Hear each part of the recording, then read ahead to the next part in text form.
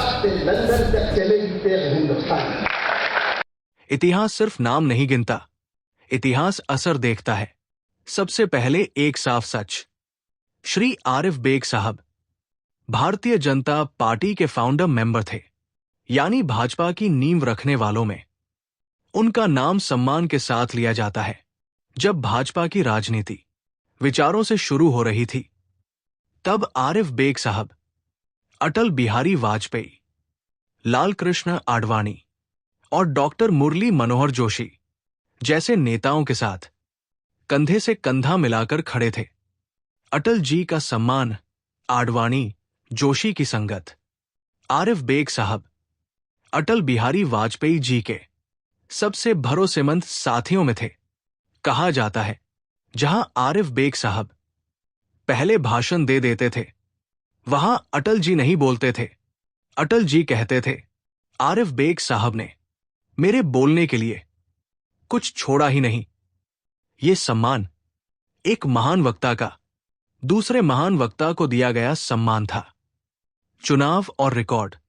1977 में भोपाल लोकसभा सीट से आरिफ बेग साहब ने डॉक्टर शंकर दयाल शर्मा को 1,09,000 वोटों से हराया और इंदौर विधानसभा से उन्होंने ऐसा रिकॉर्ड बनाया कि उनके पहले और उनके बाद आज तक इंदौर से कोई मुस्लिम विधायक नहीं बना। ये जीत धर्म की नहीं, विश्वास की जीत थी। गुरु और शिष्य।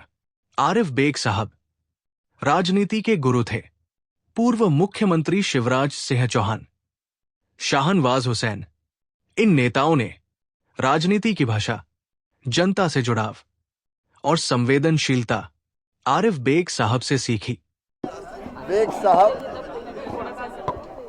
एकता, शांति, प्रेम और भाईचारे के प्रतीक थे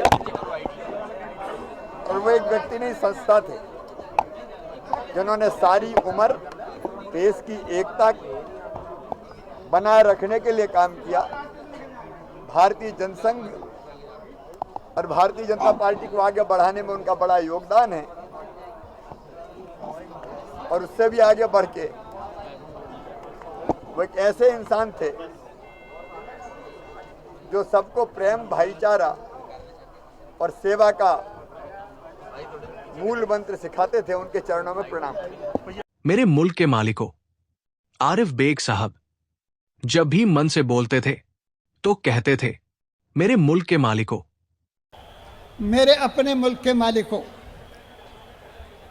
उनके लिए मुल्क का मालिक कोई सत्ता नहीं, जनता थी, समाज सेवा और इंसानियत।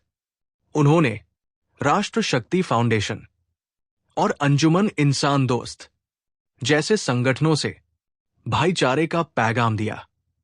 अपनी पूरी पेंशन गरीबों, बच्चों की पढ़ाई, बेवाओं और बेसहारा परिवारों में लगा दी। एडवोकेट और शायर। वे एक काबिल एडवोकेट थे और उतने ही गहरे शायर। उनका संदेश साफ था, हमारे बाबा एक है, हमारी माटी एक है और हम सब एक है। हम सब बाबा आदम की औलाद है। भाषा बदली तो आदम से आदमी, मनु से मानव। आरिफ बेग साहब की शान में शेर।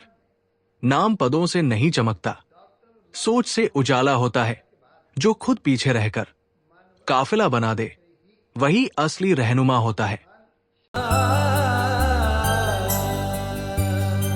गरीब मजलूमों की तरक्की का जिसने देखा सदा ख्वाब, आबे हयात सा मखमली बहार